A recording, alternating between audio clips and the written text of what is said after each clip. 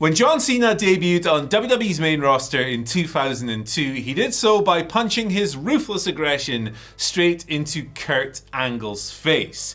The idea was to make an immediate impression, and how on earth can you possibly make a better first impression than by literally smacking one of the top guys in the entire company? The story kind of continued with Cena moving into an early program with Chris Jericho, another big name in WWE, obviously.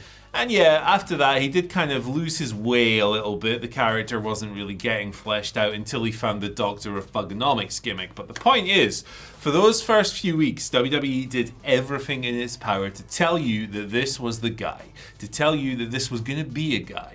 He's going to be one of these geezers that's going to be leading the company for the next X amount of years. That was the whole purpose of this thing. He wasn't the prototype like he was when he was in OVW, WWE's developmental system at the time. He was there under his real name. He was decked out in some tights. He had some spiked up hair. He was jacked as hell because it's John Cena. He always has been. And he was punching Kurt Angle right in the mouth. Now, obviously, Cena didn't go on to beat Kurt Angle in a series of matches or anything like that.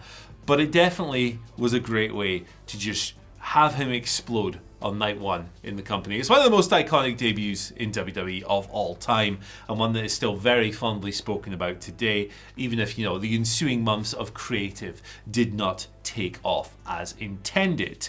Fast forward now to 2025, and we are preparing for the retirement of John Cena. He has been, or was, I guess he's not really this anymore because, you know, he's been part-time for quite a while at this stage, but he was WWE's franchise player for much of the 2000s, a very important company carrying babyface for a lot of that period.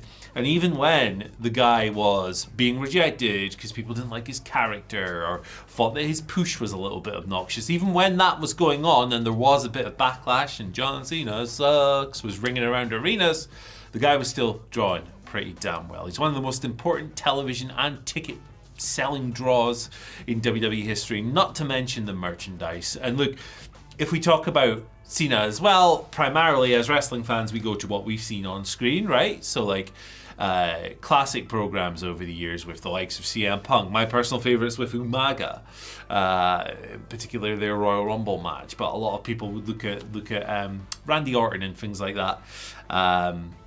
Obviously they wrestled a lot over the years to the point where it became a meme. You might go for like later career stuff like his US title open challenges, which were just tremendous way of introducing people like Sami Zayn to the main roster audiences. You talk about the highs primarily as wrestling fans because that's what we see, but behind the scenes as well, just an incredible ambassador for this company, the most prolific Make-A-Wish participant ever as well. So a guy who's done a lot of good for a lot of people who are not as, you know, in as good positions as him. And all of that should be commended. So when he retires in December, it's going to be one of the biggest things ever. Really, as far as departing wrestlers go. And I think actually WWE's plans for Cena's retirement are very interesting. Look, it hasn't been a perfect retirement year. The initial angle to turn heel with The Rock and Travis Scott was very well done at Elimination Chamber. I think one of the best WWE angles certainly of this era, if not any era. Tremendous on the night. The problem was the follow-up was non-existent. There was no Rock, obviously. Travis Scott didn't show up again until WrestleMania when he took 5 minutes to enter the ring and got beaten up by Cody Rhodes. And Cena kind of settled into this not particularly well fleshed out role of just blaming the audience and the allegory he tried to use as them being in an abusive relationship together didn't really land as intended. It didn't work to the level that WWE would have hoped, so they pivoted and turned to babyface, and since then it's been mostly good. And I do think that this final couple of weeks, this run, will be strong stuff, and we will get a big tear-jerking moment in Cena's hometown of Washington, D.C. Never mind Boston at all. We're doing, of course, the last time is now tournament to determine who is going to face John Cena, who, by the way, just won the Intercontinental title, right? So a nice little detail in his final run with WWE is that he has finally won the one belt that has eluded him his whole career. He's beaten Dominic Mysterio, and now presumably he will defend that belt in his final match ever in pro wrestling. We say ever. I mean, Terry Funk existed. Like, you know, these retirements don't always stick, but hey, maybe Cena's going to buck that trend. I think the tournament's really cool. And early on, before this thing was even announced fully by WWE, it was being reported that Gunther had been earmarked as a potential final opponent for Cena. And look, I think Gunther is awesome. I think he's one of the best wrestlers in North America. I think that his Intercontinental title run was absolutely stellar, and if you want to do that again, I think it would rock. I also think that him and Cena together is a good pairing because it's fresh, it's new, it's original, and hey, if you want a wrestler to get like a really good quality match out of Cena in his final stand, who's better than Gunther? Who's going to be able to do that better than the big Austrian man?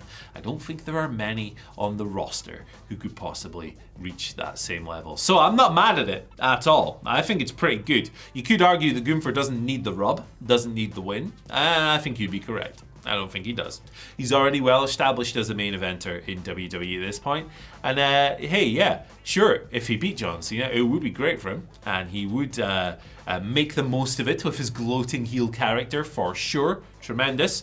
I just think there are other people who could use the rub a little bit more. So while I'm not mad at it, I have an alternative pitch for you, my friends. And before we pitch this, I'm going to run you through a couple of numbers here on your screen right now. Have a look at these ages. Look at these old guys. What I've done here is compared 10 of the top stars in WWE, male stars, in 2025 to those of 2000, which is regularly held up as one of the best years creatively in WWE's history. The difference is pretty staggering, right? When it comes to the average age of WWE's top stars, and obviously Cena is set to depart, so that will skew this year's a little bit, but we're looking at a gap of over 10 years here. I mean, the first thing that stood out to me was that Mick Foley was only 35 years old in 2000. That man had wrestled about 20 careers by that point, so that's mental. But on the whole, I mean, not a single wrestler from 2000, not a single wrestler from that list of top guys in that year is older than the youngest person on the 2025 list, which is Gunther, actually, at 38. Big Show, 28, the youngest of all these wrestlers, along with The Rock, who was also 28. And yeah, there's some contentious people in there, right? You could pull Rikishi out there. He was a main event guy through the virtue of his failed angle with Steve Austin. You could put a Benoit or someone in there if you really wanted to. And you could swap an AJ Styles out of today's list. But the broader point stands. The average WWE main eventer today is pretty damn old compared to 2000, one of the company's creative peaks. So how do you address that? How do you sort that out? Obviously, Gunther is the youngest name on today's list, but I think you should go even younger. So I'm pitching an idea to you, my very good friends. I'm pitching this, and this is a bit wacky, so tell me if I'm being mental. How about Javon Evans wins the whole damn thing, right? We know he's wrestling Gunther on Monday. We know Gunther's probably beating him. It's in Madison Square Garden, and there's no shame in that. Javon will get a lot from that defeat, and he will look great in doing so. It'll be totally fine. I will not complain about it if it happens. But what if we go back to John Cena's roots with this tournament, and what if we go all the way with a 21-year-old guy I think's already there. I think he's already ready. You could argue that he should stay down in NXT a bit longer, and maybe he should be the champion there, and I wouldn't do him a lot of harm, I don't think, but guy's great now. Why not? Why not give it a go? Why not have this guy underdog his way through the entire tournament? Let's have him beat Gunther in Gunther's comeback match. How would that besmirch Der Ring General? How would that piss him off and set him on a really interesting character arc where he kind of spirals and he develops new layers and wrinkles to his character, which can be quite thin-skinned at times. And then he runs the field, Javon Evans. He goes through these established main roster names along the way. And then he meets John Cena in the final, and in a manner very similar to how John Cena debuted, they fight. He goes head to head with the biggest name in the entire blooming industry, and he wins. Cena puts over the next young guy up on his way out Javon Evans is immediately made as a star. You're giving him the IC title on effectively like night 4 or 5 or whatever of his main roster career, and you just see what the guy can do. Ultimately, you don't have to do this early. The guy's super young. But at the same time, he's super young. So if it goes wrong, it's not necessarily a problem. If it doesn't work, okay, scratch it off as a noble experiment that failed and try him again in a while. You got plenty of time with Javon Evans, is my point with this. So why not take a risk early on? If there's one thing that WWE booking could use right now in 2025, it is a bit of a shake-up, and it is something a bit unpredictable and interesting and exciting, something that gets your blood going. Triple H has always been a patterns kind of booker, and he usually forecasts the outcome of a story as he's telling it, but the journey's usually enjoyable enough along the way. And yeah, he does take his time with a lot of things, and he goes through a lot of rematches and things like that. So what could be more interesting and transgressive than completely ripping that playbook up for one little storyline here, and we send Javon Evans all the way to the top, beating John Cena in his final match in Washington, D.C. I just think it would be magic, and I think it would be a perfect start for a wrestler, and kind of a passing the torch moment as well from a guy who knows about making an impactful pro wrestling debut. Isn't this how John Cena would have wanted to get going all along? This is a guy as well who has asked WWE to stack this Saturday night's main event card with matches pitting NXT wrestlers against main roster stars to try and elevate the younger stars because he had such a good time at the Performance Center.